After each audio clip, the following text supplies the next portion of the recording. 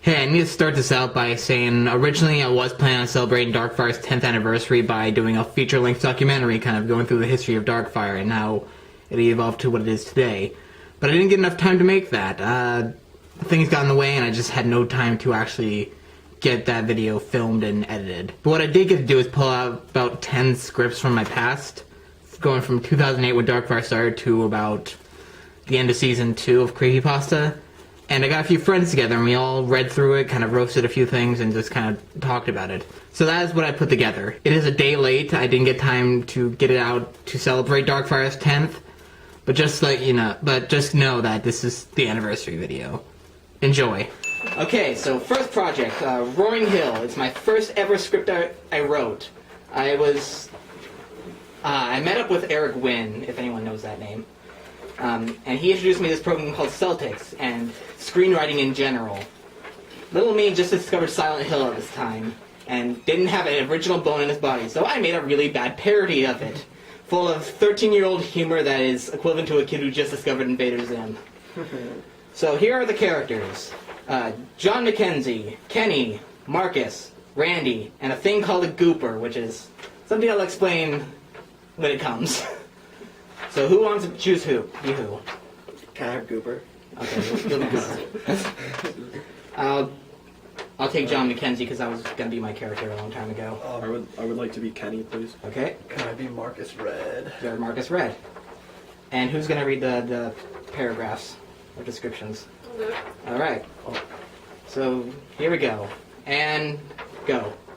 We fade to a shot of the front door of a hair salon. John McKenzie comes out and looks around, confused. Where's that lazy bugger, Marcus? He told me he'd be here by now. We then hear Kenny Lucas and Randy Adams fighting off-screen. What is that? The camera cuts to a wide show of the building when suddenly Kenny falls in and lands to the ground. Randy then runs in and Kenny gets up. Also, I want to point out, anytime there's like wide show, those are actual typos I wrote, and I hand wrote this script, so I accidentally wrote show. Bless. Randy then runs in and Kenny gets up. The two start fighting again as John watches in the background. Kenny then sees John and knocks out Randy. Hey kid, what's your name? My name is John McKenzie. You're coming with me. Oh, God. I'm not God. The camera cuts to John as he turns for the door. When his fully body is pointing at the door, we see the creepy kids blocking John's path. Ew. I'll explain that in a second. The creepy kid's head starts moving very unrealistically. We cut to a back shot of Creepy as his head is still being unrealistic. We then see Kenny sneaking up from behind John, holding a chloroform rag. Are you okay, kid? Kenny instantly covers John's mouth with the rag, and John starts squirming violently. John is finally knocked out, and Creepy is suddenly gone. The camera zooms out, and Marcus Red is seen riding his bike over to the salon. What's going on here? Kenny turns around. The camera cuts to a back shot of Marcus as he stops. Hey, Hi. Marcus notices Kenny holding John. what are you doing to John? Nothing. Well, can I have him if you're doing nothing? No. Why not? Because. Okay then. Marcus attempts to run over Kenny with his bike like it's a car. I was 13, I couldn't afford a car. Turbo kid. But Kenny disappears with John. Marcus then stops. Dang it. Okay, so whenever it's like italicized or underlined, that's where I describe stuff. The scene just goes on for a bit. It's just like a bunch of like, I don't even remember. I think it was just about what I call no use, where it's just like one guy says something and then the other guy just quips back at him. It just becomes like this whole page of quips. Oh, nice. Because I just needed to pad out this script. Alright, so exterior school courtyard. We fade in from the back to a sepia-toned school courtyard. Okay, I actually remember now what went on the scene. So we introduced this character named Randy Adams, which Kenny and Randy are from Eric's own public access show called Randy Adams, which is like this low-budget kung fu show. And again, not original Blow My Body. I just took those characters and put them in my thing with their lore, and I was just building off of it. It's fan fiction. Yeah, I was going to say, this is fan fiction. There's a lot of fan fiction in my history. You gotta start something. And what happened is they meet each other, and then they're like talking. The creepy kid shows up again, and then suddenly they're transported to Silent Hill, which is my elementary school courtyard. Nice. So back to school courtyard. Okay, we fade in from back to a sepia-toned school courtyard. Marcus and Randy wake up. This has been a very interesting day so far. Who's Randy? I'm Kenny. You don't. Oh, good. We don't have a Randy. I'm used to it. There you go. I'm used to it. A ship bell is heard. We cut to a show of a sewer opening. Suddenly, tan blobs, CGI, comes out of it and form a big blob. We then cut to Randy, who looks disgusted. Okay, so at this time I was working for, and they taught me that they had Blender, the CGI program, and I was playing with that, but all I could make was this blob. And so I was like, oh, Silent Hill has these weird tan creatures. I'm just gonna put a blob. And they have voices, which is what we're about to get to now. Ew. We cut back to the blob as it grows a mouth. Tacos! Cut to Marcus. Okay. Tacos! Why? Tacos! Marcus then lets out a quick scream of annoyance, and he quickly pulls out a pistol and shoots the blob. The pistol was never established earlier, trust me. Is it even a school? The blob explode and form gooplings that land on Marcus. And suddenly the British, by the way. Hello! And there's like, in my little 13-year-old head, there's like little ones just saying this over and over again while they're just crawling on the floor. Hello. One of them, I'm pretty sure I wanted one to have a little top hat on. This is so annoying! Marcus quickly shakes off the gooplings and hides behind Randy. Save me! Fine. Okay, and then the rest of this, I don't remember much of the story. I just remember that specific scene, and that scene stuck with me for like these 10 years. And I'd always refer to it as just the taco scene. I definitely got the Invader Zim. Me too. Sure. And so from there, they ran into Pyramid Head, which was also me. But it's a chubby 13-year-old wearing a mask he made out of cardboard. Is the footage lost? The footage is lost, but all I have is what I'm about to show you, called the unrealistic movement test. Oh no. And the creepy kid is my little brother, This is a Destin. reaction video time. This is Justin's weird head. Okay. Here you go. What? And I just... It kind of looked cool. It was kind of spooky. Can we reuse that asset? If you take down the frames per second and speed it up. Maybe. Like, that scared me. I know. Wait, that wasn't just a fake Yeah, reaction? no, I'm serious. I'm terrified. Ethan, calm down. It's okay. It's okay. So, I know the origin of this one.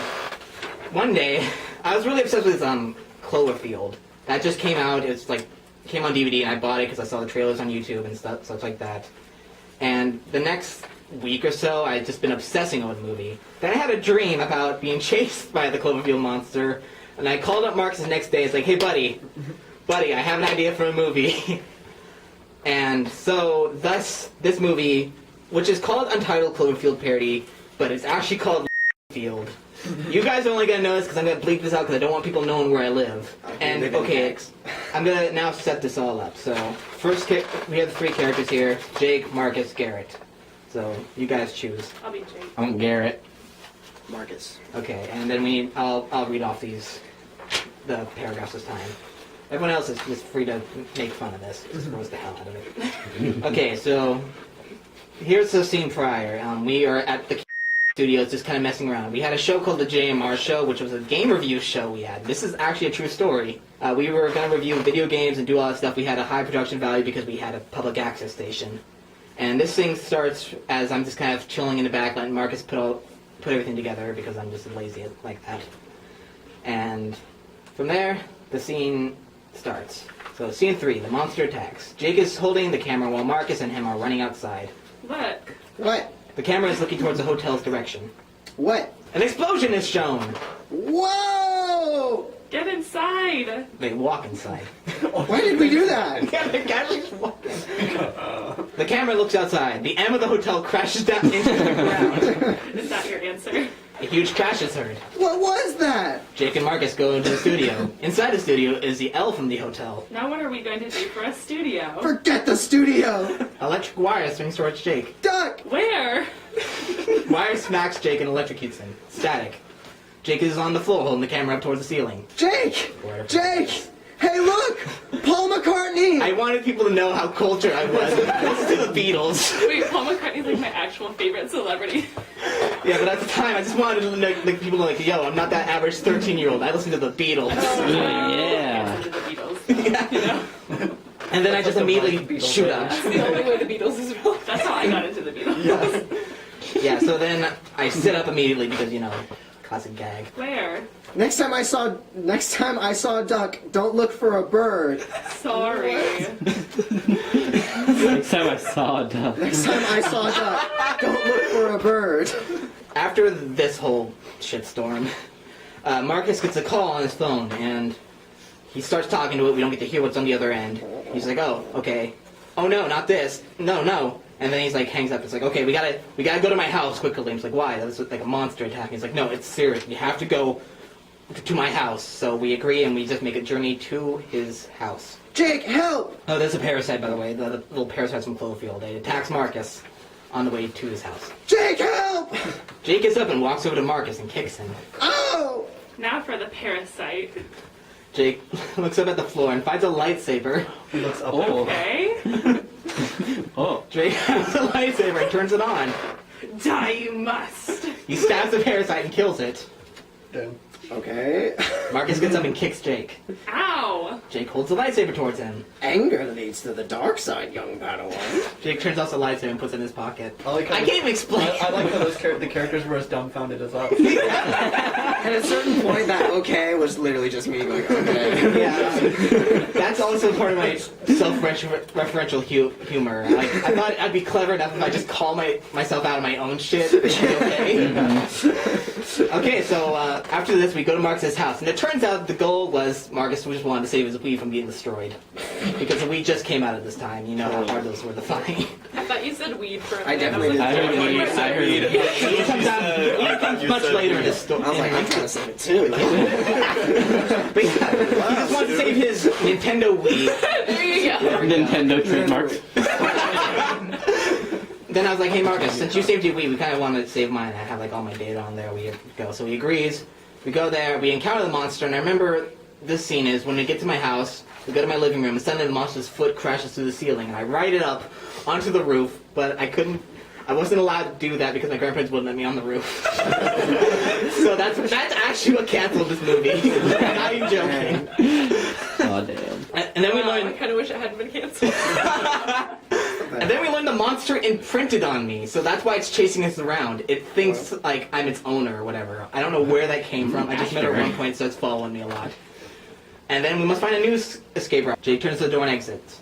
Where are you? A Jeep drives up. Huh? Jake looks up and sees Marcus in the Jeep. You coming? Where do I sit? In the back, duh. Oh, okay, I forgot there's another character to introduce. Marcus was part of Boy Scouts, made a friend who was like the higher up named Garrett, and he wanted to join us in this filming stuff. So I just casted him here as like this giant military leader role. Where to? My house. Isn't it destroyed? The Stargate isn't. Damn. What Stargate? What? That's the next level. Like, The Stargate. the Stargate isn't. What Stargate? Remember the Stargate? No? Come on, that was a few weeks ago. We're here. Thanks. And then there's the whole no you thing where we just keep quipping at each other for some reason. I think it was just quipping about the Stargate and trying to establish that. Yeah. Establish the Stargate. Look, Jake looks at what is left of Marcus' house and sees a bed with a wall next to it. That's the Dude. only thing left. Dude, a bed. Jake walks over to the other side of the wall and sees Stargate. Found it. The wall apparently moves. The wall turns around. Lost it. get over here. Bossy. Okay, so then we enter the Stargate, and it takes us to middle school, which is a school we went to at the time. And I only put this in there because I remember one of the rooms there is an actual bomb shelter. And I thought, hey, that makes sense if we go there. So we went there, and it turns out an atomic bomb was launched at and we were going to use that as shelter. From there it cuts, and that was the end of the movie. Of course. Has a bomb shelter. No joke. That was my math class, apparently. Are there Easter eggs in this that relate to the other Cloverfield movies? Do you? It's a functional thing, that's it. Are they all You should related? get them to pick it up and have it all related. All the same. Is there a timeline? Plot twist on J.J. Abrams hired me to do Oh, this. okay. I just discovered horror movies pretty much at the time. Silent Hill and stuff like that was just kind of like stuff that was on demand, and I didn't really obsess over it too much yet. At this point, I just got back from... No, it was a year after I got back from Pennsylvania for seeing family, and I started getting into Friday the 13th at Nightmare on Elm Street. The remake just came out a year ago, and I realized that was part 12. I wanted to be the one to catch it on part 13 of Friday the 13th. Nice. And at this point, I just joined the theater group, and I started making friends in there, people who wanted to be in short films. That's when I started building a cast. Because everything before that was just me and Marcus kind of just dicking around in the backyard. And for there, I casted a bunch of people, as according to here, 2, 4, 6. I had 8 roles planned for this scene, this whole series here. And we were going to make a Friday the 13th movie. So here are all the characters I need. I need someone for Carlos the Bum. Me. An officer. Scope though. Chase. Me. Jaylee. Me. John. We'll have to double cast because Oh, Carlos John. and Officer. Yeah, Carlos and Officer are one scene characters. So John, Max, Nicole, I'll be Nicole. and Amy. Sure. So Friday the 13th, part 13, dated to 2010. Oh yeah, and I also have surviving footage of this, but it's only behind the scenes stuff. Oh no. It's all bloopers and stuff. So you get to see the people who you were portraying. Oh, dang. So exterior, the lake. We fade in from black to an extreme wide shot. Oh yeah, I didn't know how to properly do this, so I described every shot I wanted, so it's gonna be a lot of cut-tos. So we fade in from black to an extreme wide shot of the lake, the highway side. And we can see an officer on the other side of use, walking. We can also see Jason's body lying near the water on the other side of us as well. So my lore is, somehow Camp Crystal Lake in New Jersey leads all the way back to our lake.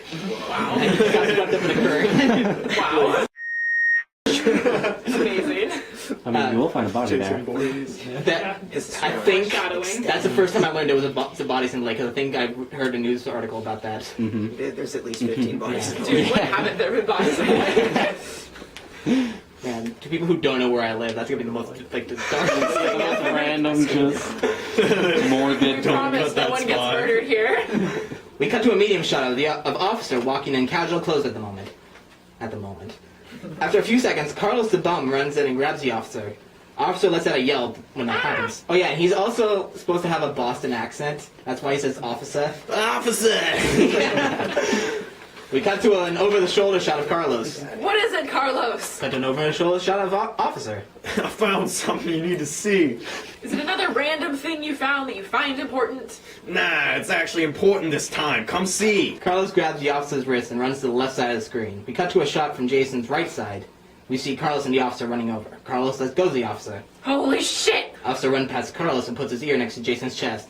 He raises his head. His heart's not beating! Is he dead? Cut to a medium shot of the officer. Unfortunately, yes, he's dead. Then Jason just comes to life and kills everybody, except Carlos just gets like his arm like slashed. It's not cut off yet Nice. because he was like my reason for everyone else discovering Jason. Okay, Carlos, so man of love. Yeah, dude, as soon as I read Carlos the Bomb, I was gonna say to Spencer, man, I wish Brandon was here. exterior high school. We fade in from black to an extreme wide shot of the high school. We see John, Jaylee, and Max sitting at the bus stop fence eating lunch. We cut to a 3-shot of them. Chis then walks in and sits down. Hey guys, What do you want, Chase? Cut to a medium shot of Chase. nothing. I just want to know if you're going to Donnie's party tonight? We cut to Jaylee. Oh, context. Chase is a huge stoner. Oh, You gotta So be you're tough very out. like laid back. yeah, alright. The guy from That's your Baltimore. background. So imagine 14-year-old's image of a stoner. Whoa, dude, one puff! Sweet one. We cut to Jaylee and Max. Maybe we are, maybe we're not. Cut to Chase. Wait, sorry, I don't know where I'm at. Okay, Jaylee. Okay, Jaylee, you're not allowed to speak anymore. Asshole writer. We cut to Jaylee and Max. I can speak if I want to. Cut the chase. He gets up. You wanna fight, bitch? I can't play what?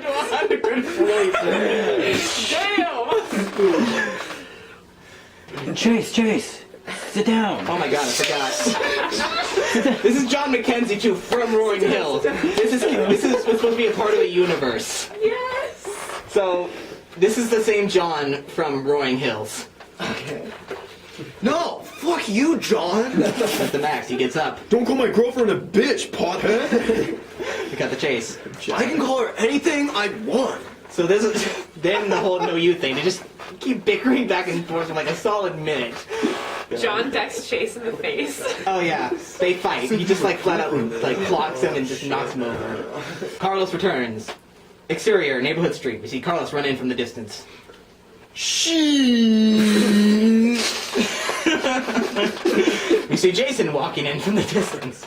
A lot of filler happens here. It turns out the guy who owned the party, who was holding the party, runs into Jason, gets flat out murdered, but like the whole gag is nobody knows he's dead. And they just show up at his house to party. So Carlos gets murdered too. We introduce this character named Nicole and Amy, who are sisters.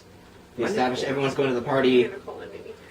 And then there's the party scene. I feel like going to a party of the person who was murdered is a good idea in itself. Like, that's a solid film right there. Exterior, Donnie's house. Party. Nicole! Nicole looks over to her right. We cut to a 3/4 back shot of her.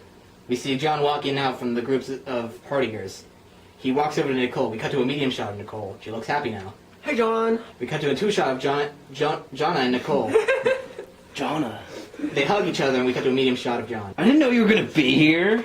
Cut to a medium shot of Nicole.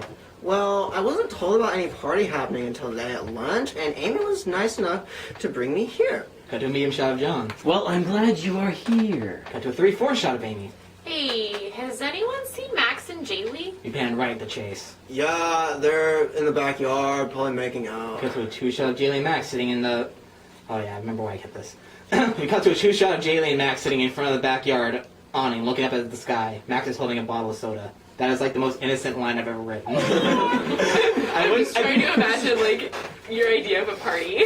There's a sweet moment before they all get slaughtered. Yeah, pretty much. Because they have some chat, they talk about their relationship and kind of how it's falling apart. And then they argue with each other, and it turns out Jason was standing on the awning just waiting for one of them to come out, and he just drops the machete on it and kills Max. Nice. Jaylee then gets stabbed in the back, more murder happens, just random people die.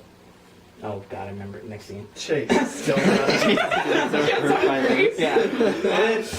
Yeah. Nicole thinks Jason's just a guy in a really bad costume, and Jason has this like weird moment where his feelings are hurt. Oh. By that. Does she get murdered though? Yes. Yeah. Wait, no. Nicole survived, remember that. Yeah, boy. Chase, stoned out of his mind, gets hungry. Now we'll explain this scene for a second. Reading the book, dude. Spoiler. Okay, so my friend Corey, he said he'd be in this movie under one condition, and that's if I include this one scene. And he wrote the dialogue. So, interior, Donnie's kitchen. We cut to a medium shot of Chase in the kitchen, looking in the freezer. Where are the fucking waffles? Oh! He calms down. Oh, here they are. Fuck. Chase throws down an empty box of waffles on the ground. We cut to a close-up of the box landing on the ground. We cut to back to a medium shot of Chase. A freezer door is covering his face. He closes the door and picks up the empty box of waffles and examines it. Who leaves a box of empty waffles in the freezer? Jason makes pancakes and uses a bottle of fake blood that we use because it is made of syrup. And the moment he learned that, he's like, "Hey Jake, I will be in this movie if you let me eat that fake blood and include that scene." So we broke the fourth wall to show you what we use for fake blood, so we can make pancakes. Nice.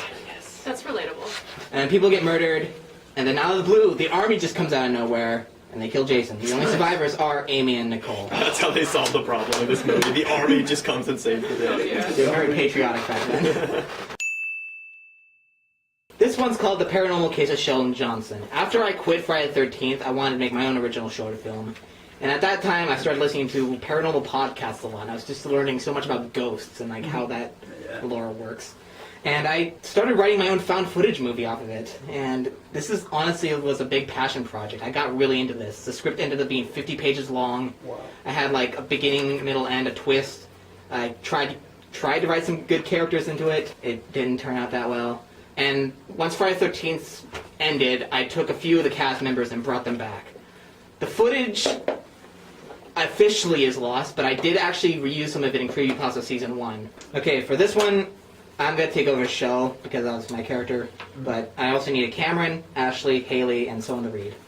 So, take your choice. Cameron. Haley. So, stage direction guy, go. We see nothing at the moment. We suddenly hear Cameron's voice. We hear a car driving in the background. Okay, I need to explain this first. I thought it was clever. It really isn't when I really point it out. But the character's name is Cameron, specifically because his nickname is Cam, and he holds the camera. Got it. Okay, so, Cameron. Okay, I think it's on. Also, let's play a game. Drinking game for you guys at home. Every time I say okay, take a shot. Oh no! We're gonna die of alcohol poisoning. Yeah.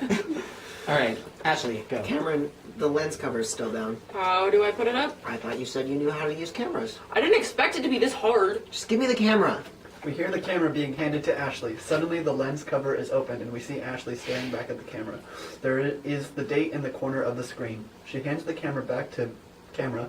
Camera looks over at Ashley. Pointing at him. He is Cameron. I have become the camera. Okay, all you need to know is that the red button records, and this switch turns it off. Cameron nods his head. Okay. This button records, and this switch turns it. The camera is shut off by accident. Okay, so how the characters are introduced, it's always interview footage. They're sitting in front of, like, the cabinets. We are introduced to each character, and it's like, hey, this is me, this is my background, my connection to the main character, Sheldon. And so then, after this, it cuts to Sheldon sitting in front of the thing. He introduces himself, he sets up the scene. He's a kid who's been tormented by a ghost, but no one believes him. Every year, it keeps getting worse. He explains later in here what's going on, and so it takes us to Shell's kitchen in the afternoon. We see Ashley adjusting a camera on a tripod. Camera 1. We see another camera on a tripod across the room. Camera 2. Cameron is behind that camera. At the table, we see Shell and Haley sitting. Ashley walks behind the camera. Okay, the cameras are up. Throughout the interview, we cut to different angles from the 3 different cameras in the kitchen. Okay, Sheldon, could you please tell us what you've been experiencing here? But didn't Ash tell you already? Yeah, I'd like to hear it from you, just in case Ashley screwed it up or missed something. We hear Ashley scoff in offense in the background. Scoff.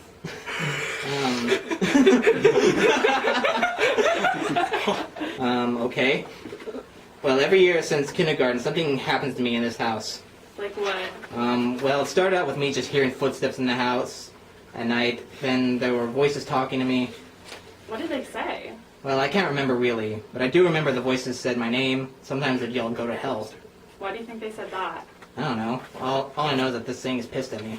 Anything else? Yeah, it gets worse actually. By second, I'd be pushed around, pushed out of my bed at night. Third grade stuff would be thrown at me. Fourth, fifth, it stopped for some reason. We all thought it was done for good, but we were wrong, obviously. So by 6, it started up again until my family lived in an apartment. What happened? It seems like the ghost wants to ruin your life for some reason. Do you know anyone who is now dead that you angered in your past? Keep in mind, we're 15. I'm just like, the ghost is definitely trying to do something. No, I'm usually a kind person to everyone I meet. I may hide anger, but I never showed that I hated them. Sorry. What about this year? What has happened? Well, I can't really remember much. Ashley and a few other of my friends said I acted awful this year to them. I occasionally went crazy, and sometimes I'd go to school to find out I've been suspended for some reason. It's suspended. Suspended? Speed. I've been suspended for some reason. And you can't remember any of this? Shell shakes his head. He looks worried. Haley then leans forward and holds Shell's hands to comfort him. Oh. Well, don't worry, Sheldon. If there is a ghost in this house, we'll find a way, and we'll get rid of it. I at some point expect Zach Bagans to just come in and start monologuing. Okay, so there's an Ouija board scene, which Did you mess with the Ouija board? I was going to. I couldn't afford one. Oh, So I made one. Yes. Yeah. And I pretty much made a Ouija board. We all sat around it, and there was a weird rule that everyone could ask one question, and that was it. The ghost says that it lives there. Haley asks for a sign that the ghost is there, and they hear a loud thump from the other room. The camera was knocked down. You're about to see how I did priorities back then. Shell stops and moves out of the way. Cameron then stops behind Haley, who is now on her hands and knees holding a broken handy cam in her hands. There is a knocked over tripod in front of Haley. We hear Ashley running up to everyone in the background. Haley, what's going on? Camera looks over at Ashley as she speaks. Ashley looks concerned. Cameron looks back at Haley. She is flipping the camera's on switch, but nothing's happening. The camera, it was thrown down. Will it work? Haley flips the switch a few more times. She gives up and shakes her head. She sniffs, trying to hold back tears. Ashley starts to speak. Cameron looks over at her. So, what are we going to do after this? Cameron looks over at Haley. She will not look over at anyone but the broken camera right now. We were going to look for natural occurrences. Cameron looks back at Ashley. She starts to take a few steps back. Oh, yeah. Right. So let's do that. Ashley points towards Shell. Cameron looks at Shell. Shell, you're going with me to the family room. Cameron looks at Ashley. What about me? You stay with Haley and comfort her. But I have the camera. Ashley walks over to the camera and grabs it. Not anymore. Priorities are important. So the group looks for natural occurrences. Haley cries over the camera. And then as they are doing this, Shell starts having episodes. Like his nose starts bleeding, he starts feeling sick and complaining, but like everyone's arguing with each other so no one notices until he completely collapses. That they cut for the night. I wrote it here that Haley's now just angsty as all hell. Fuck yeah. And they go into a final Ouija board session, which is what the CDOM was most proud of back then. Ashley sits down in the empty chair. We cut to camera 2. Okay, shall we begin? Haley and Cameron nod. Shell doesn't thought. Everyone then stares at him. We cut to camera 4. Shell looks at everyone, sighs, and looks down a bit. Yeah. We cut to camera 2. Haley looks concerned. Okay then, hands on the planchette, I guess. Everyone places their hands on the planchette, slowly and cautiously. We cut to camera 3. Is the ghost that we talked to here with us right now? The planchette shakes a little, then it moves to the word yes and stops. Feel free to change the camera angles now. If you want. if you will. Yes. Okay then. Who's gonna start? I guess I will, since I went last yesterday. Okay, Haley. You can start then. Haley looks down towards the table and pauses to think. A few seconds pass, then she looks up. How long have you been here? The planchette starts to shake, then starts to slowly move. 5, 7, 57, Y, E, A, R, S. 57 years? Interesting. Ashley looks over at Haley. So who's next? We cut to camera 1. I guess I'll go. Thank God. Cameron pauses to think. He then looks up. Shell shivers for a second.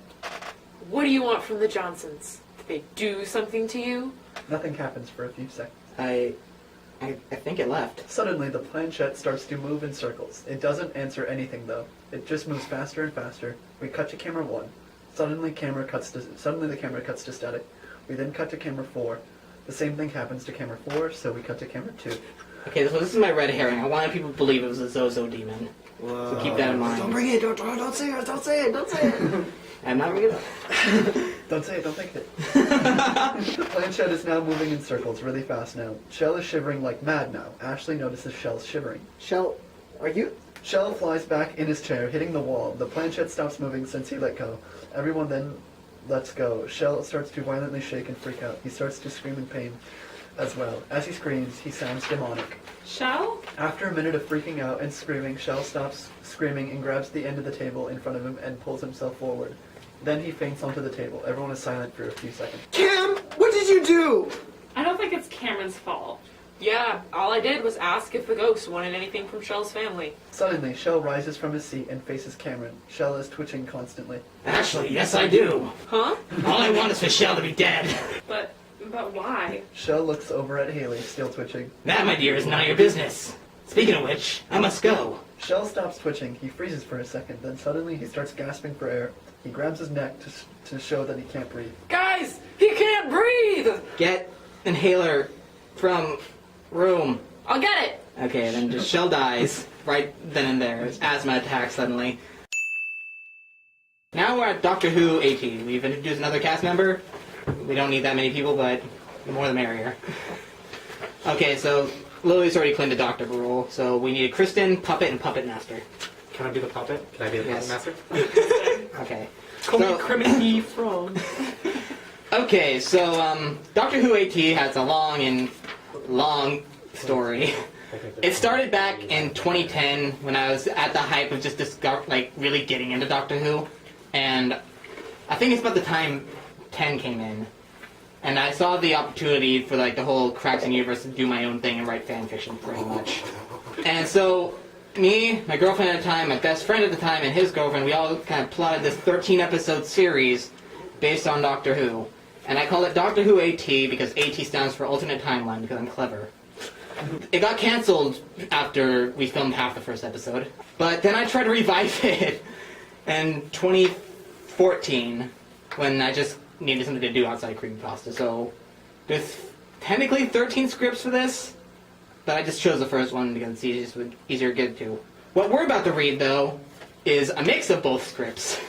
So I combined the old original script with the new one.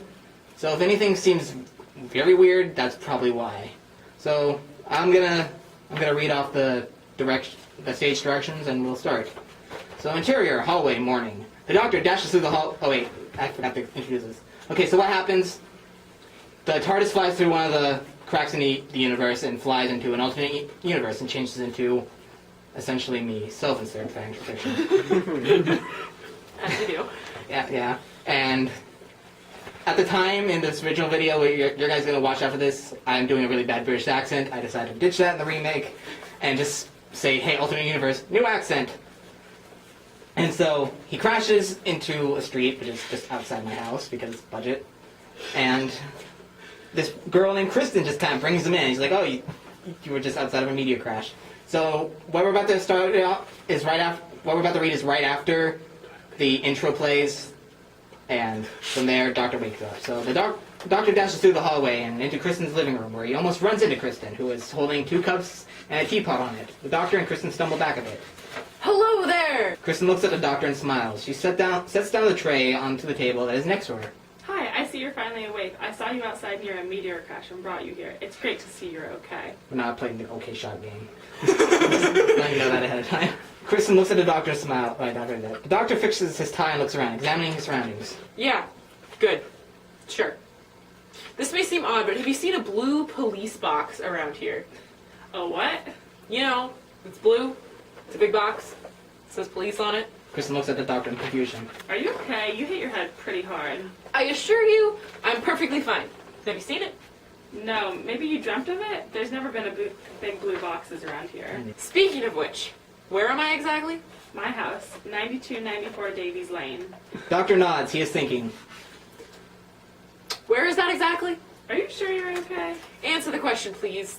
Amnesia, all that stuff. I've never heard of an amnesiac who is aware of their amnesia. I'm an anomaly. Now answer the question. We're in Blackwater, Washington. What about a crater? You said there was a meteor crash. Yeah, I pulled you away from the crash. The Doctor thinks for a moment. There's no crater. What are you talking about? There has to be. I saw it myself. Okay, you don't believe me. Look for yourself. Doctor moves and points at the door. Kristen sighs, annoyed, heads to the door. She opens it and looks outside as the Doctor focuses on where she once stood, thinking. Kristen sees that the street is intact. She looks really confused by it. What? That's impossible. She goes back inside and closes the door. No, there was a crater. There had to have been. I remember the fires and... She notices the Doctor isn't paying attention, then looks at what he is staring at and sees nothing. What are you looking at? He points the sonic screwdriver up and turns it on. The puppet appears. It appears to be shut off. The Doctor lowers the screwdriver. Kristen is smiling, freaked out. That. What is that? The Doctor begins to move as he talks. It appears to be an intergalactic living robot. Most likely here to abduct someone. Looks at Kristen for a moment. Probably you. It also appears to be shut off. Okay, so then he has some quips towards the puppet. And the puppet reveals that it is a puppet for a bigger being that is kind of just sending things down as probes and checking out human life here. So Doctor pretty much forces it to take it to its leader in a mothership, which I'm not even going to explain. We go to the mothership where we see Puppet standing, shut off. Suddenly the Doctor and Kristen appear in the mothership. Kristen falls to the floor, weak. Yeah, that's normal for the first ride. Kristen gets up on all fours, holding her head dizzily. She comes to and sees the room. It is obviously a garage. Where are we? It looks like some primitive ship, built probably from spare parts found on Earth. Kristen gets up. It's a garage. What? No, impossible. No, this is a garage. Yeah, this is the low budget call myself out again. I can't explain this one. This was 2014 script. The doctor looks around. I guess it is. How very makeshift. Anyway, The doctor goes up to Puppet. you! It's time for some explaining from you. Who are you and why are you collecting people? Puppet doesn't answer. Strong silent type, I see. Doctor, it's shut off. Doctor looks at Kristen, then back to Puppet. You're right. I can fix that. The doctor pulls out the sonic screwdriver and uses it on Puppet. Puppet's head raises up and grabs the doctor by the throat. Intruder alert. Whoops. The puppet scans Doctor. Name, the doctor. Oh, you finally learned my name. Threat level, high. Prepare to be assimilated. Oh boy. The puppet points its arm gun at the doctor's head. Kristen screams in fright. The doctor struggles. 5. The gun starts to glow. Kristen! Help! What do I do? The screwdriver! The what? 4. The doctor drops the screwdriver and tries to kick it to the Kristen. It rolls over to her. Oh. 3. Hurry! She points at Puppet and presses the button, but the light starts to flicker. It's not working. Of course. 2. The gun is now ready to fire. A glowing ball of energy is emitting from the barrel and is almost touching the doctor. The doctor closes his eyes, giving up. Kristen keeps messing with the screwdriver in a panic frenzy. 1. Puppet, abort!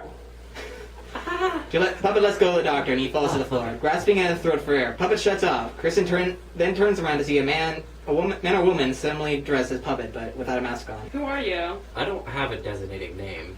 I'm merely just an operating system. Oh, there's more, sorry. Yep. But if you must, you can call me Puppet Master. You must be Kristen Carpenter, and you are... The doctor stands up. I'm the doctor. Yeah, I know. But what's strange is what we just learned about you, Doctor. This is just a random fact I remembered from the original script. I wanted to foreshadow the Master, so this thing was called Master, but M.A. So it's like, it was a really bad anagram. Was it a really long acronym? Yeah. Wow. Something about rebellion, whatever. The doctor straightens his suit jacket, trying to look menacing. It's obviously too big for him. His back is now turned away from the puppet. How so? We've cataloged every creature in this small universe. Human, Martian, Adipose. Adipose, you name it. Puppet Master and Doctor are now face to face. But you, Doctor, what are you? Wait, you're seriously an alien? Why would I lie? Databases show no sign of you even existing. How is that possible, Doctor? Can't say I've ever seen you either. Now, how do you explain that? The Doctor and Puppet Master stare into each other's eyes, trying to figure out the other. Kristen clears her throat, trying to get their attention. The Doctor looks over, curious. Julie? Julie is the sister to Kristen, and she just flat out vanished. Oh, that's right. Her sister. We want her back. I'm afraid I can't do that, Doctor. Doctor rolls his eyes. Why not? Stretches his arm, revealing the manipulator. Simple, Doctor. We need her for our experiment. The Doctor starts pressing buttons. He looks over to Kristen and signals her to toss in the screwdriver. She doesn't get it. Experiments? He signals her again. The Puppet Master doesn't seem to notice with his back turned. We've been testing on humans for years now, even since we crashed. The sister, Julie, seems to be taking our experience better than most test subjects, better than the others. Kristen finally gets it and tosses a screwdriver, and he catches it.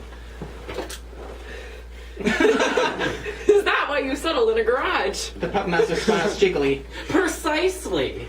We have to blend in, you know.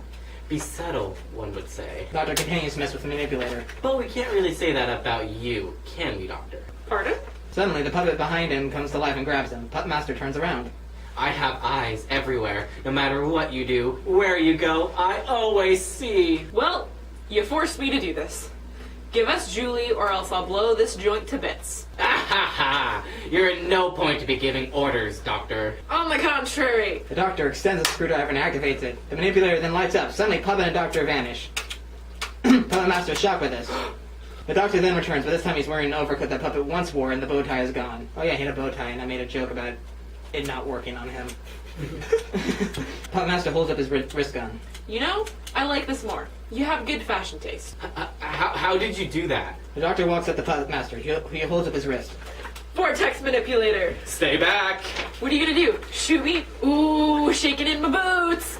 Now, I repeat, give us Julie Or else. Puppet Master shoves a gun into Doctor's chest. Or else what? Doctor rolls his eyes and begins to walk towards Kristen. You don't learn, do ya? He begins pressing buttons on the vortex manipulator. You ready, Kristen? Ready for what? Doctor grabs her by the arm. I'm gonna need you. Where are we going? You are going nowhere! Again, on the contrary. The Doctor gets ready to press a button. I said freeze! The Doctor goes to press a button. Puppet Master then fires a laser from the gun, and it hits Doctor right in the left side of his chest. The Doctor screams and falls back. Doctor, Doctor lays in pain as Kristen kneels next to him. are you okay? I'm okay. I doubt it. I shot him in the heart. I know your species well, Christian Carpenter. None of you can survive that. There's a flaw in your plan there, Puppet Master. And what's that, Doctor? The Doctor looks up and smiles. I'm not human. The Doctor's hand glows and he starts to glow. Okay. Kristen and the Puppet Master watch his stomach. He then switches to his pain stance to upright. What? What are you? I'm the Doctor. I'm a Time Lord. I'm over 900 years old. I have destroyed planets, taken down worse tyrants than you, and the things I've seen, you will no believe. Basically. You will no believe. I forgot to say purely. Basically, fear me. Or else what? Oh, I've been waiting to do this. He holds up his sonic screwdriver and extends it. I'm gonna blow this place up. With the screwdriver? That's pathetic. Have it your way. The Doctor activates the screwdriver. The place starts to shake violently and sounds of explosions can be heard in the distance. Distances. Ooh. Kristen and the Puppet Master start to lose their balance. The Doctor casually walks to Kristen and holds her still. Allons-y, Kristen. Ew, that doesn't sound so well with this voice. Oh well. The Puppet Master, scared, starts pressing buttons on a holographic screen. Beep, beep, boop. Oh no, you don't! He points the screwdriver at the screen. It glitches out. The Puppet Master reacts, shocked. Now, allons. Let's go. He presses the button on the manipulator and a crack opens up behind him. They vanish as the crack closes. And that is the majority of the good scenes. The other 12 episodes, they're pretty much all just one-offs because I could not create like a big lore around that. And it just kind of revolves around weird things happening because they keep changing timelines and keeps entering through these cracks in the universe. And it's kind of just destroying everything.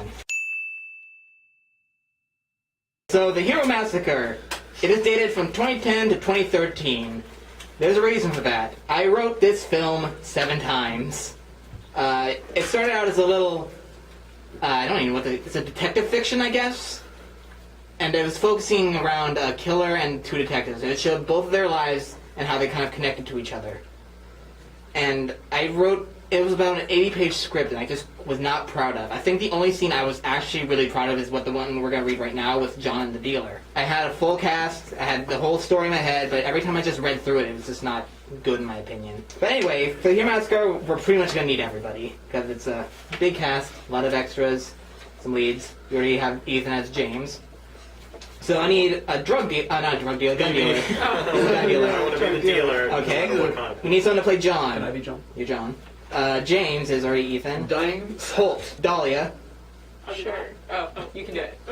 And then Lily, we'll just have you be every other extra then. Yeah! Exterior, lake, night. We begin on a small island in the middle of a lake and on a clear, beautiful night. The moon is shining brightly in the sky and we hear the sound of crickets chirping and frogs croaking can be heard in the background, creating a peaceful night ambiance. We look down towards the island to see a man in a black coat with a hood up over his head. The shadow of the hood covers most of this man's face. The man is John Patterson, the main antagonist. He looks around impatiently and appears to be waiting for someone. He sighs and takes a pack of cigarettes out from his coat pocket, takes a cigarette out, lights it, and looks towards the sky as he exhales smoke from his mouth. Beautiful night, isn't Not it? from his armpit? So not from his armpit? Nope. John, taken by surprise, jumps a little and looks over at the gate of the bridge that is connecting the island to the outside of the lake. There's a tall, slender man in gray hoodie holding a gym bag in his left hand, casually approaching John in a friendly and calm manner. He is an arms dealer. John looks back up to the sky as he inhales more smoke and blows it out towards the sky. Indeed, it is. The dealer walks up to John and looks up at the sky with him. He sighs in envy at the beauty of the night. Yeah. The dealer looks over at John. Kinda makes you wish there were more nights like this, huh? John, impatient with the dealer, turns to face him as he flicks the cigarette away. He gets into a cautious, impatient stance, and even though we cannot see his eyes, we can tell that he's staring directly into the dealer's eyes. I'm sorry, but do I know you? The dealer chucks as he realizes that John doesn't recognize him, nor does he ever introduce himself. He places the gym bag on the table next to him and smiles at John. I'm sorry, I never introduced myself. Are you, Mr. John Patterson? John adjusts his stance and crosses his arms. He is now even more cautious now that the stranger knows who he is. Yes. And who might you be? The dealer smiles and holds his hand out for John to shake it. The name's Leo Prince. We talked over the phone? Price. You can just see I use names a lot. John cautiously shakes the dealer's hand. The dealer then leans up close to talk to John quietly. You wanted to see some of my merchandise? John begins to relax as he slowly nods. He now knows that he is safe. They stop shaking hands and John crosses his arms again. Ah, sorry. I didn't recognize you. You look nothing like I imagined. You over the phone. That's fine. I get that a lot. So, about the stuff. The dealer picks up the gym bag and opens it on the table. John stands next to him. The dealer then turns to John and casually leans against the table. What kind of stuff are you looking for? I don't know, really. I'm looking for something, well, powerful. The dealer turns towards the gym bag. He holds up his index finger to tell John to wait. I think I might have something like that. The dealer opens up the gym bag and begins to look through it. We can see a variety of different kinds of guns inside the bag. As he waits, John begins to scan his surroundings to make sure no witnesses are around to see the deal. Here it is. John focuses his attention back to the dealer. The dealer pulls out a chrome pump shotgun from the gym bag and holds it up to John. John looks at the gun with some, but not a lot of interest. This, my friend, is a pump-action shotgun. Very powerful weapon that fires a flurry of bullets per shell fired. John holds out his hands for the dealer to hand him the shotgun. May I? Sure. Why not? The dealer hands John the shotgun. John begins to examine the gun as the dealer continues to talk. It's very easy to reload this baby. All you have to do is pump the handle there, and right after, you fire. It's really simple. John pumps the shotgun quickly and points it off towards the distance, looking down the gun as if he's going to fire it. The only real downside is that it's really good as a close-range weapon. It's also too big. Pardon? John hands the gun back to the dealer. It's too big. I need something smaller and more concealable. Why didn't you say so? The dealer puts the shotgun back in the gym bag. He begins to look through the bag again. He pulls out an old revolver and holds it to John. This here is an old 6-shooter revolver. The dealer quickly spins the barrel of the revolver. John watches in interest. It's very old, but very reliable gun. It's the same kind of gun you'd see in an old Western film. The dealer hands the gun to John. John takes the gun and begins to examine it as the dealer talks. It has very fast firing rate, and it is a very accurate gun. John flicks open the barrel to look at the ammo, but the gun is empty. Like the name suggests, it only holds 6 bullets per round. The only problem is, it's a bit off the bitch to reload if you're in a hurry. John flicks the barrel closed and looks at the dealer. He holds the gun back to the dealer. John is beginning to act a little strange. His voice is starting to be void of emotion. I'll take it. The dealer gladly takes the gun. He places it next to the gym bag. Excellent choice, Mr. Patterson. Don't call me that out here. I'm sorry, I didn't mean to offend. Anyway, is there anything else you're interested in? Do you have any handguns? Any specific ones you're looking for? Yes, I do. John reaches out to his coat and pulls out a folded piece of paper that has some writing on it. He quickly unfolds the paper and hands it to the dealer. The dealer then looks at the paper, reads what it is on it, and nods. Yeah, I think I have that. Let me check. The dealer begins to look through the bag again. John, as he waits, pulls out a cigarette and a lighter. Man, this guy's a smoking problem. He then lights the cigarette and exhales some smoke from his mouth, and he looks at the sky again. Aha, found it. John looks over at the dealer as the dealer begins to face John. And the dealer's hand is a small black pistol. The dealer hands John the pistol. I believe this is what you're looking for? John grabs the pistol and examines it. The dealer pits his hands behind his back. It's a very typical pistol. You mainly see cops carry it. Average firing rate and reloading time. It holds all of its ammo in a small magazine there. John releases the magazine and looks at it. There's no ammo. I'll take it. Alright. Anything else? John looks up from the gun and at the dealer. Do you have any silencers? The dealer thinks for a moment. He appears to not have noticed that John still has a gun. He begins to slowly turn towards the gym bag. I don't know. Let me see. The dealer begins to look through the gym bag. Once John is sure that the dealer isn't looking, he puts the empty magazine from the pistol into his pocket. He then pulls out a loaded magazine for the same kind of pistol from the same pocket and loads it into the pistol. He cocks the gun, loading the first bullet. So what are you buying the guns for? John begins to slowly walk behind the dealer. The cigarette is in the corner of his mouth. His stance and walk seem to resemble an animal carefully stalking its prey. I have some personal business that I have to settle. Personal business. Get into a lot of customers like that. John slowly points the gun to the back of the dealer's head. The way he moves seems to be more ritualistic. John then takes the cigarette out of his mouth with his free hand and blows the smoke out from his mouth. He never takes his eyes off the dealer. I bet you do. John then pulls the trigger and fires directly into the back of the dealer's head. We cut to black right as the gun fires. We can hear the gunfire echo into the distance. There's a period of silence as we remain in darkness. What kind of a gun dealer is this? Not good. So that's the dude hold the gun. Well, it's not loaded. Is it not? No, he brought his own He loaded it. magazine. He loaded it. That's why he gave him a specific piece of paper. Oh, right. Follow the mystery, man. There's clues. It's in the stage directions. Exterior. This is why we pay attention to the stage directions. Exterior. Shop parking lot noon. We fade in from black to later that day at a local shop's parking lot. We then see Holt's car pull up and then park. The two front doors open and James and Holt exit the car. James exits from the passenger side. James is a detective in the small town of Lockhart, Washington. He and his partner Holt work in a small partnership that helps solve local crimes. I'm giving you guys lore apparently in this script, and no one's ever gonna learn in the movie. So James, although he sees him as his partner and equal, takes more of a leadership role in the partnership, which seems to put a lot of stress on him, creating a short fuse on his temper. Holt then exits the driver's side of the car. Holt is the brains of the partnership. He has the extraordinary ability to place various bits of crime scenes and evidence and create a somewhat accurate idea of how murders went down. He is more laid back than James is. James looks at the shop as he places his arm on top of the car door. Is this the place? Holt closes the door and walks around his car. He stands beside James. He too looks at the shop. Looks like it. James closes the passenger door. He and Holt begin to walk to the front of the shop. James sighs in disappointment. Holt notices this and becomes a bit concerned. What's the matter? It's nothing. I'm just a bit disappointed that it's just a minor murder at a small shop. What's wrong with the small shop? Like I said, it's nothing. They stop in front of the entrance of the shop. Holt runs in front of James and stands at the other side of the door. No, tell me. James sighs in annoyance and rolls his eyes. We had, bigger cases. Something that would go noticed. Something that gives off my 15 minutes of fame. What about the hero killer case that we've been on for the past few months? What about it? It's probably the biggest case we've ever had. Hell, it's probably a bigger case in Lockhart history. Yeah, but here's the thing. The killer hasn't been active for about a month now. He's probably fled town or something. Even if we did find this guy, we can't arrest him. We have no evidence to prove he did anything.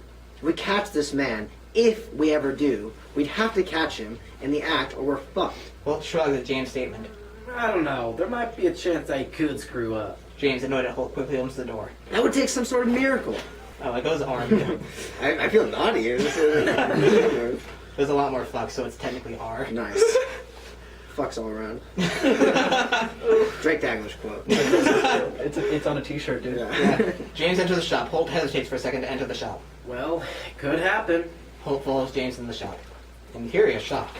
We go into the shop. James and Holt step in front of the door. The shop seems like it's frozen in time, as it's void of people with the exception for a few people in white. They are the investigators. On one side of the room, there is a CSI interviewing a young teenage girl named Dahlia Marks, a soon-to-be main antagonist. But right now, she is an innocent witness of the murder of the store's shopkeep. On the other side is the crime scene where the corpse of the shopkeep lays. It is bordered by yellow police stain. The other CSI are just examining various locations of the shop for evidence. James takes off his suit jacket and places it next to the door as he and Holt scan the room with their eyes. The CSI holding a small manila folder approaches James and Holt. Detective James, Detective Holt. Glad you two could make it on such short notice. Whoa. Funny thing is, we did actually film these scenes we're reading right now. I lost all the footage, but what we did is we were using what is now Papa Murphy's, but it used to be a cafe. Really? Yeah, Yeah, called I remember Intermission. The CSI walks closer to James and Holt as he holds out the manila folder towards him. Holt approaches the CSI and takes the folder and returns it to his position next to James. The CSI backs up a bit and folds his hands in front of him. Everything you'll need to know is in this folder.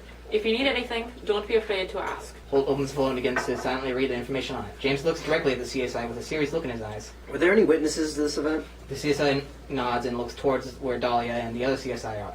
Yes, there was one. A teenage girl named Dahlia Marks. CSI points over to Dahlia. James looks over to where the CSI is talking about. Holt continues to read the folder. See, Dahlia is being quietly interviewed by the other CSI.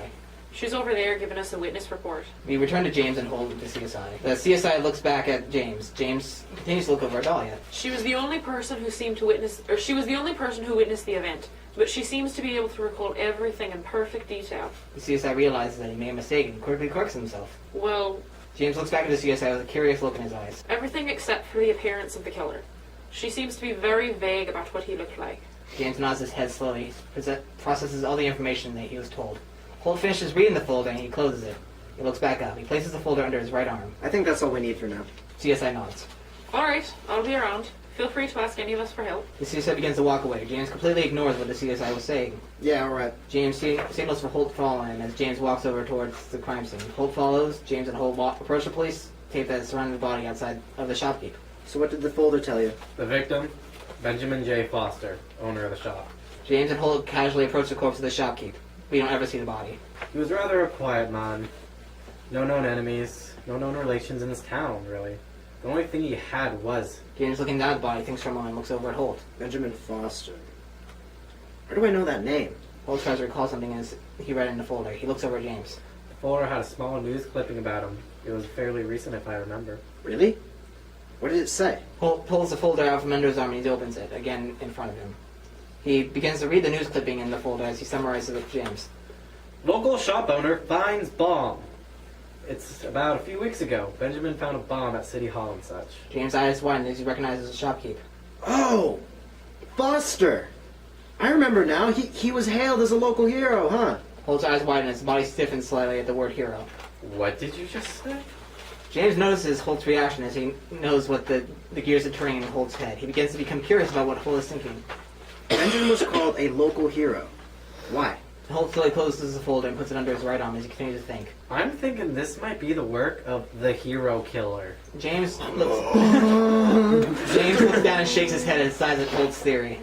You can't go to jump conclusions like this. I'm not. It's just a theory right now. It's the But Irish accent. think about it. Think about it. This guy has no known enemies. Nothing to his name except for one thing. The fact that he was called a hero. Yeah, no known enemies. We barely know anything about this guy except for the things that we were scrapped up recently about him. This guy could have a life we don't know about yet. Holt gives James a look of disbelief. And how likely is that, honestly? Not very. But we don't know anything yet, so you cannot jump to conclusions. Holt gets an idea and is slightly excited about it. I think I know a way we can find out more. James rolls his eyes sarcastically. He feels as if he's talking to a child. What? Holt gets ready to exit the police tape. Follow me. Holt walks under the police tape and heads towards Dahlia. James sighs and follows Holt. James and Holt approach CSI 2 and Dahlia. In CSI 2's hand, there is a small notepad that he's taking notes in about what Dahlia says. Holt taps CSI 2 on the shoulders. CSI 2 looks at Holt. May we have a word with the witness? CSI 2 nods and starts to back off. Sure. CSI hands Holt the notepad and walks off. James walks around Holt and stands on his right side, facing Dahlia. Dahlia stares at him in confusion. Hello, Miss Marks. I'm Detective Holt, and this is... points to James. It's Detective James. Do you mind if I ask you a few questions about what you saw? Sure. That's great. Thank you. Holt opens the notepad and pulls out a pen from inside his suit jacket. He begins to read what's on the notepad quickly. Okay, let's see. Holt looks up at Dahlia. Could you please describe the killer for us? I don't really remember. Can you please try?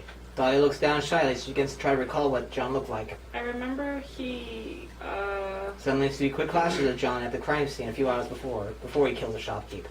We then see Dahlia in present time thinking again. She looks up at James and Holt. There's an innocent look in her eyes. remember that he wore all black except for a red tie, and Holt's eyes widen as he slowly begins to realize who she's talking about. he also had this mask he wore. Alright, I already explained the series. I'm not explaining it to you people.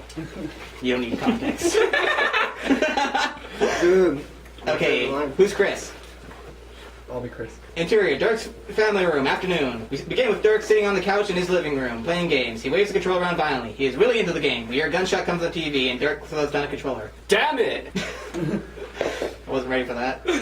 Chris peeks around from the opening into the living room. Bro! Chris comes up to Dirk and sits on the couch. There's a plastic bag in his hand full of weed. What you doing, man? Just playing the new COD game, kicking ass as usual. Oh, that's sweet, bro. Look what I got. You think this is like exact paper you pulled up to my Okay, new proposal. I revive bros. Yeah, me and Ethan will play this character. We're the bros. Chris tosses the bag to Dirk. Dirk catches the bag and looks at it. His eyes widen with excitement as he realizes what it is. Is this? Hells yeah. 420 weds, man. That was purposeful. I did that as a joke. 420 weds, man. Weds. This shit is the dankest purple kush you'll ever find. Bro. How old were you? This was 2013. I just graduated high school. It's me right now. Anyway, back to bro. Bro. Bro. Let's blaze it up. Hell yeah, man. The fist pound. An explosion is seen from their fist collide. This transitions to a few minutes later where Chris and Dirk are sitting off the couch, blazed out of their minds, staring off into the distance. Holy shit. We hear the let's do it of the opening credits, and the opening credits begin. Interior, Dirk's room, afternoon. We go to Dirk's room where we see Chris and Dirk on the bed cuddling, passed out. Dirk slowly wakes up and realizes what's going on. He freaks out and sits up. Bro! Chris wakes up. He sits and rubs his eyes. What, bro? Article 77, bro. Not applicable, dude. But the code! Look, man. It's all good. No homo, right? Dirk is hesitant but gives in. Yeah, no homo. Chris and Dirk resume cuddling. Okay. That was the only gags I came up with. I have a fantasy scene. I have a fantasy scene where they go, "No homo, right, bro?" And the other goes, "No, yeah, no homo, bro." And then they both whisper, "No homo," like, and then they slowly lean in for a kiss. If you write a reboot of this series, I'll gladly film it. I need some stuff after Creepypasta. I would gladly be the voice of one of those bros. Yeah. Now we're at the point where probably everyone is tuning in because that's all they really care about with my channel. The Creepypasta episodes. That series I do, yeah. There are 2 episodes that I have officially dropped off the list. Like, there were episodes I planned, but like, just never happened, or they were just too much. And this first one was supposed to be season 1's finale, and it was gonna be the most meta thing I've ever. I didn't write it, but there's no contract involved, so I don't have to worry about that. The moment he handed me that script, it's mine. And I just gave him a basic premise of what I wanted, and here we go. We got actors' infatuation. What we need is someone to play Malcolm, I can do Malcolm. Julie. I'll take Jake because we have a theme of just taking our own names. And, oh wait, no, Cal. Director, I'll be the director. and someone to read off the scenes. Alright, and go. Exterior, movie set, last day of filming. Alright, everyone. That's a wrap. Great job. Malcolm and Julie walk off the set and head to their dressing rooms. Malcolm stops Julie shortly outside of her dressing room. So, I was thinking, now that we're done filming, maybe we could get something to eat?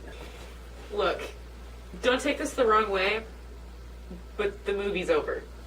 Good job on that last scene, though. Julie walks into her dressing room, closing the door behind herself. Malcolm stands there for a moment, then heads to his dressing room. Interior, Malcolm's dressing room. Malcolm walks over to a chair and sits down, staring at his reflection in the mirror. That could have gone a lot better. A lot better. Malcolm changes from his stage clothes to his normal attire and leaves the dressing room, just in time to see Julie speeding past him with one of the flashy, hot guys in a sports car. Exterior, movie set, parking lot. I wish I hadn't seen that. Malcolm walks back up and pulls out of the parking lot. I was the lead actor in a major movie. I was supposed to get the girl. Instead, she goes for the buffed up steroid junkie who just happens to push a nice set of wheels. I want to imagine like Noir, so I'm just playing under these voiceovers. Malcolm parks his car in front of an apartment building and goes inside. He heads up to his apartment on the second floor and enters. Interior, Malcolm's apartment. Malcolm hits a light switch and tosses his coat on the kitchen floor. He begins to make coffee when there is a knock on the door. Yes? Delivery man. Here you go, sir. Just sign here. Malcolm takes the package and signs the paper, closing the door shut behind himself. The new script finally got here. Oh, great. Another chance to shoot me down. Malcolm drops the script on the table and grabs a cup. He starts to pour some coffee. Reject me? She's crazy to turn me down. I just want to forget this day ever happened. Malcolm gets ready for bed, turning the lights out, and getting into bed. Closing his eyes, Malcolm goes to sleep. And it's at this point, when I was reading through it, I realized I already had an episode like this, called You Belong to Me. And the point really hit because he has a really homicidal dream. He starts like obsessing over this person more and more. It's really kind of foreshadowing all that stuff. And he has like in his head, he imagines asking her out again as he's reading the script, and things just kind of go out of hand. Back to the scene. Exterior, Malcolm's car, traffic. I'll just go by her place and see if she's home. Maybe she didn't hear the phone. Malcolm's car rolls to a top outside a small house. The lights are out, and Julie's car isn't in the driveway. He shuts the engine off and just sits there. You're not home, Julie. Where the hell are you? Relax, Malcolm. Maybe she's out getting food or something. Or maybe she's on a date with that movie extra. Jake! Yeah, that's it, Malcolm. She's cheating on you with this guy! Malcolm bangs his head on the steering wheel, hitting the horn a few times. Julie! How could you do this to me? I loved you! No matter. No. We'll be together soon. Malcolm's car speeds off down the road. Street lights flash in the car. He's looking in the restaurant windows for Julie. After 2 hours and no luck, Malcolm goes home. Is that in time? Is that in, like, after 2 hours on camera? Like, Yes. Yeah, 2 hours. Okay, No, they're obviously going to do a montage. Okay, so like after that restaurant scene, I honestly don't know how he expected me to film any of this at like page 18, but he tries calling her, he leaves her several messages, and this thing's kind of weird. She's like completely fine with this. This guy's like showing up at his house, calling all the time. She's just like, oh, that's fine, it's sweet. And he then, as a little cheeky moment, suggests they go look at the film set. So back to scene. Julie and Jake are walking together when Malcolm, Julie's ex, approaches the two. Jake, I see you brought Julie with you. Why don't you just back off? Why would I do that, huh? Tell me, why would I leave you and my girl alone? Because if you don't, you're dead. Malcolm, we're done. We've been done for a year now. I will have her, Jake. In the end, we will be together. You're not going to get her. You never will. And cut! Same time tomorrow, people. Great first day. See, it's just weird, like, the character names are their names. Malcolm, Julie, and Jake walk Do you want off to the set. reshoot that? Yeah? You can call me Bill. So I think we can all meet up together and rehearse this weekend. Why not tonight? Jake and Julie look at Malcolm. Well, Julie needed help getting scared for the following scene. We shoot 2 days from now, so I figured we could get a jump on it. Sure. We both have to get into character, Jake and me. Malcolm, you already have that serial killer look in your eyes. Sure. Let's head over to my place now. I'll meet you guys there. I have to run home and grab my script. Malcolm and Julie ride back to Malcolm's apartment. The two get out and head inside. Interior, Malcolm's apartment, living room. Malcolm and Julie pull out their script. Let's start here, since it's a scene between us. You play Jake's part, okay, Malcolm? Yeah, we can run through it before Jake gets here. Malcolm walks away from Julie, assuming the part of Jake's character. Julie takes a deep breath and follows him. No, Julie, I'm not going in there. Malcolm's in there, and if I go in there, I know I will go to jail. I know you're upset, but you have to go in there. No, I'm not going in there. No way. Jake, you have to. I said I'm not going. Do I make myself clear? Not really. I just don't understand why you don't want to go answer a few questions about how you were almost a murder victim. It was a stupid argument, not a shootout. I can handle things on my own. There's a knock at the door. Malcolm answers. Seeing it's Jake, he lets him inside. You guys sounded really good. Thanks. All right, Jake. Page 74. Me and you will run through this part. Sure thing. Jake steps back near the door, while Malcolm stands only a few feet from him. Didn't think you would show. What do you want? I bet you thought I was locked up, huh? I probably would be, but you didn't show up, and since you were a no-show, they had to release me. Long story short, you know what I want, so be a good boy and hand Julie over. Over my dead body. Malcolm walks towards Jake and pulls out a knife. I couldn't agree with you more. Jake looks down at his watch. Hey, guys, it's getting late. We've got that big scene tomorrow. See you two on set. Okay, so then Julie and Jake leave, and it goes to the next scene where they're having like this big makeout session in the car. Malcolm sees it and kills them, but it turns out he's using a real knife. And the director's like, wow, these are really good effects. And realizes, oh, they're actually getting murdered. And there was a twist that I specifically added for this character that just made this whole thing meta. It turns the camera around and it reveals that I'm directing the whole thing, and it's actually my production. Wow. And that season 1 was just like this big thing. Can we film this? That's silly, but I like it. Yeah. Alright, so this one I'm actually really upset that got canceled because I put a lot of heart into this. This is called Anora Petrov, which is based off a really popular creepypasta, and I've actually gotten a lot of messages from this because there have been people who came to Creepypasta looking for this episode since I posted it on Instagram. And this is what happened to it. The lead actor was one of the foreign students, and she left, and I didn't have any dancer friends. I think Abby was gone by then. Yeah. And every other dancer I had was already in Creepypasta. Can't really do that. And so I just eventually dropped it. So we need someone to play Anora. I'll do it. Okay. Someone to play Bree. Okay, an officer. Me. And someone to read the scene. I can read the scenes. Okay, so with that out of the way, I forgot to mention this is also It's only a please- one-liner, dang it. Wait, no, there's 2 lines for the announcer. Okay, you'll be the announcer then. Yes. I forgot there was Can an I be announcer. Irish again? Go nuts. Yes! I literally it's such a good. This is- It is really good. This was supposed to be right after the visiting, I think. I'm not exactly sure of this placement, but I do know it ties into the visiting, and I'll explain that soon. Ooh. So here we go with Nathan. Alright. Enter living room night. We begin in a dark room. A lamp on the table is our source of light. Honora places a few pieces of paper on the table and sits down and begins writing. She seems upset. Bree, I know you hate me, but we were best friends once, and I need you to read this. She pauses for a moment to collect herself. I know we haven't talked since sectionals, and I'm sorry. It's my fault. I didn't mean any of it, but I'm sorry. She pauses again, sighing before she tells her story. I know this is going to sound crazy, but you need to know what happened. And then we fade to the next scene. We fade to a flashback of the living room. We see Honora in pajamas doing homework near her computer, which is open to Skype. She's talking to her friend, Bree. There's no way that happened. Yeah, it did. I talked to her myself. You're joking. I'm serious. She said the doll was alive. That's impossible. Whatever. I'm telling you, that's what she told me. I don't know why she'd lie. Maybe to impress you?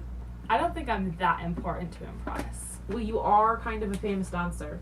I've won a few competitions back home. I'm not famous. You know what would solve that? Honora looks up What? from her work. What? A simple Google search. What? Just look yourself up on Google. I'm not doing that. I mean, it has settled this argument, but suit yourself. Honora quietly laughs at this. There's a moment of silence between the two. Oh, God, it's getting late. I have to go, Honora. Yeah, of course. Good night. See you later. Bree hangs up, and Honora closes Skype. She resumes working in silence. After a little bit, she looks up at the computer, debating on actually looking herself up. She shakes her head and resumes working. Beat as she keeps working. She sighs, annoyed, and pulls the computer closer to her. She opens up Google and types up Honora Petrova and clicks search.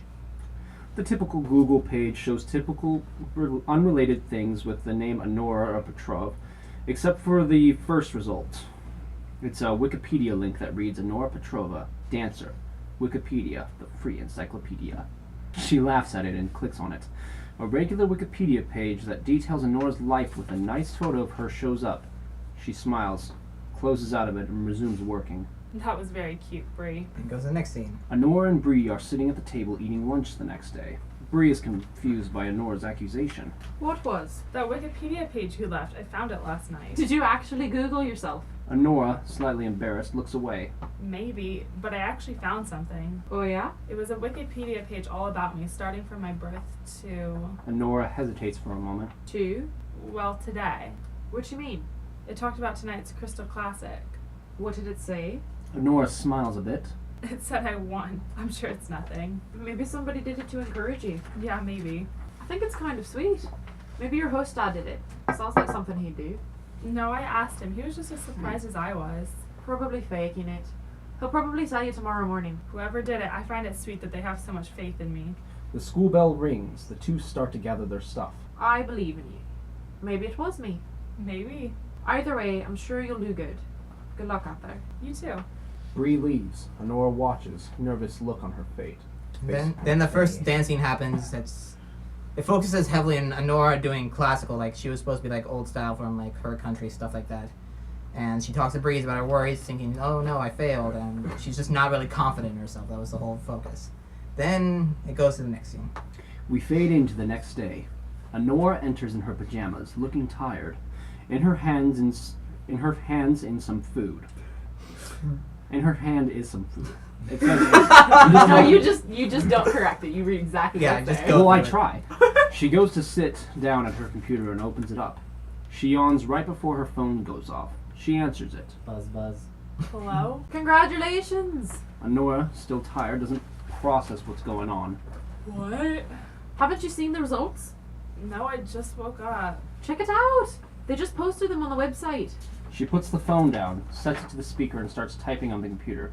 We don't need to see the screen. She gets to the website, and the results on screen immediately wake her up.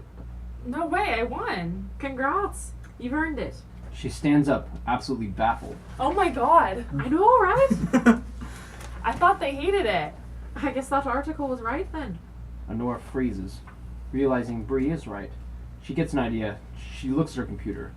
Yeah, I guess you're right. I gotta get to school now. I'll see you later. Congrats again.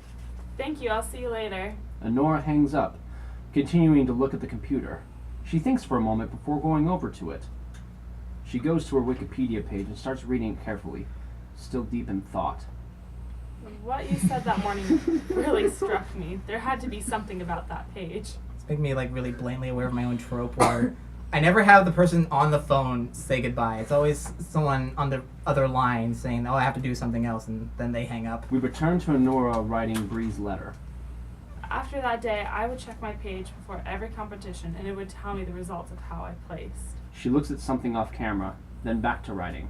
Like, remember regionals? The page said I placed 15 and it all came true. She sighs, taking a moment to relax her hand. She resumes writing. That's when my host dad hired Sergey to coach me. You remember him, right? That coach from Kiev, who moved into town a year ago? And this is where it references to visiting. The coach is the killer from the visiting. That's how he got to the country. Yeah. Not my murderer! Oh, that's unfortunate. I'm so sorry. I just had the worst luck, and all of my friends are dead. Push me to Alright, fade to the next scene. We go to Bree in contemporary clothes and Honora in hip-hop clothes at the dance studio during the Ashley sectionals. Standing at the side, they watch the current performer, who we can't see, dance. Honora looks concerned, with that strange feeling of regret still lingering. I never should have done that, Bree. We hear the... I forgot some context. She changed her Wikipedia article to say, because it said Bree won, but she edited the article to say Honora won. Why you should never mess with Wikipedia. It's illegal. We hear the audience applaud the dancer. Honora and Bree also applaud. Up next, Honora Petrova with a hip-hop number. Honora sighs nervously, scared about her choices from the night before. Bree pats her on the back, smiling. You've got this, Annie. Honora gulps nervously and goes up in front of the audience. The music begins. Honora pretty much destroys this dance routine. Everything she does is perfect. She does every part of the dance with ease, which shocks her. Bree even watches in amazement too, never seeing Honora dance with such confidence. The dance ends and Honora bows. The audience roars as she walks back to Bree. Bree looks over at the judges, amazed. Oh my god. That was amazing. You think so? You wrecked it. I don't know. That judge in the middle didn't seem too impressed. You're just being hard on yourself, Annie. I've never seen you dance like that before. I know. What? I have a confess. Up next, Bree Cooper with a contemporary piece. Wish me luck. Bree runs off to the center. Wait. Bree gets to the dance area and gets in position to dance. The music starts up and Honora watches in worry. Bree begins her dance. It's a slow-moving classical piece. Bree puts her all into the dance, moving all her emotion into each movement. Honora relaxes, thinking maybe that the Wikipedia page is wrong. She lets out a sigh of relief as the music starts to intensify. Bree then begins to do a lost second turns as the music... I was waiting for that. Oh, this is not good. I saw it, I was like, oh no. I'll do it correctly then. Yeah. Bree then begins to do a la second turns as the music gets more and more intense. We cut to close-ups of her ankles as she does this harder and harder. Honora continues to watch. Then suddenly, a loud crack echoes through the studio. Honora jumps. Bree falls to the floor, her ankle completely broken. Bree! Everything slows down as Honora runs to help her friend. Ladies and gentlemen, please remain seated as prayer makes have been called. Yeah, and then they have a nice chat about that. Honora reveals that she edited the Wikipedia page, but Bree's still kind of skeptical about it all. She's like, it was just really bad luck and stuff like that. Anyway, next scene. We go to Honora sitting at her computer, phone next to her. She's typing something. Last Friday, I decided to check back to see if the page has been taken down yet. She opens up the page. It's still there. She looks concerned. It was still there, but it was edited. She reads the new addition to the page out loud, worried about what she is reading. Honora Petrova is a pathetic little orphan? Beat. What? She processes what she read, leaning on the couch. Oh, what she read. Sorry. I was like, it's not a typo. Whatever. I suck. I get it. It then hits her. She looks even more concerned as she grabs her phone and calls her host dad. Same one from Doll with the lifelike eyes. The phone rings a few times. Honora starts getting more and more scared. Suddenly, the host dad picks up. Hello? Oh, thank God. Everything alright, Honora? Yeah, everything's fine. I just wanted to know when you'd be home. 9 o'clock like always. Why? Nothing. I'll see you later. Okay, bye. She hangs up and places her phone back on the table. She falls back onto the couch, relieved. Thank God. She sighs. Suddenly, the phone goes off again, startling her. Not putting a thought to who it may be, she answers. Hello? Is this Honora Petrov? Yeah, who's this? Officer Joanna. Remember me? I used to be a friend of your family. Yeah, what's wrong? I have some bad news for you. Honora, knowing what's about to happen, grows incredibly worried. What? It's your family. I'm afraid there's been an accident. Time slows down. Everything goes silent as Honora stares straight ahead, eyes wide. She is mortified. We return to Honora writing in the living room. Her eyes are red from crying as she writes this segment. They told me my parents were in a car accident. Both were in critical condition. They died shortly after. She wipes her face and continues writing. I was so devastated I couldn't believe it.